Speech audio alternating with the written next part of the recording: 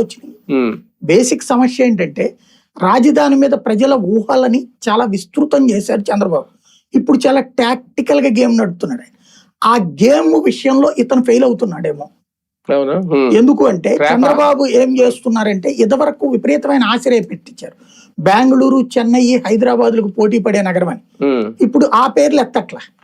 ఎత్తకుండా Singapore కి ఏది దేశమే ఒక ఊరుగా ఉండే దేశాల పేర్లు చెప్తున్నాడు.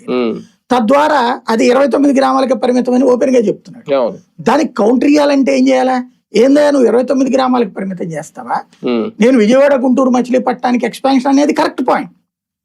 జనం ఎవరు కూడా 29 గ్రామాలకు పరిమితం కావాలని కోరుకోవట్లేదు. మెజార్టీ ప్రజలు ఒక నగరం ఉండాలి. ఆ విషయంలో జగన్ నమ్మట్ల బాబుని నమ్ముతున్నారు. అమరావతి విషయంలో జగన్ నమ్మట్ల బాబుని నమ్ముతున్నారు.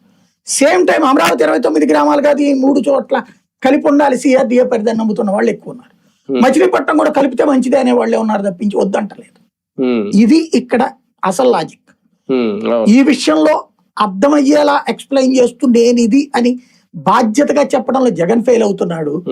ప్రజల నమ్మకాన్ని అపారంగా పైకి తీసుకెళ్లి ఇప్పుడు జగన్ ని పూచిగా చూపించి 29 గ్రామాలకే పరిమితం చేసే కార్యక్రమం వీళ్ళు చేస్తున్నారు. అది వీళ్ళ తప్పు. కానీ సేవ్ ఆంధ్ర ఆయన చేసింది, హే రామ్ సేవ్ ఆంధ్ర కొత్త నినాదం ఇది, లేదంటే నిజంగా ఆ పరిస్థితిలో ఉందా? హే రామ్ అనే పదం తీసుకురావడం వరకు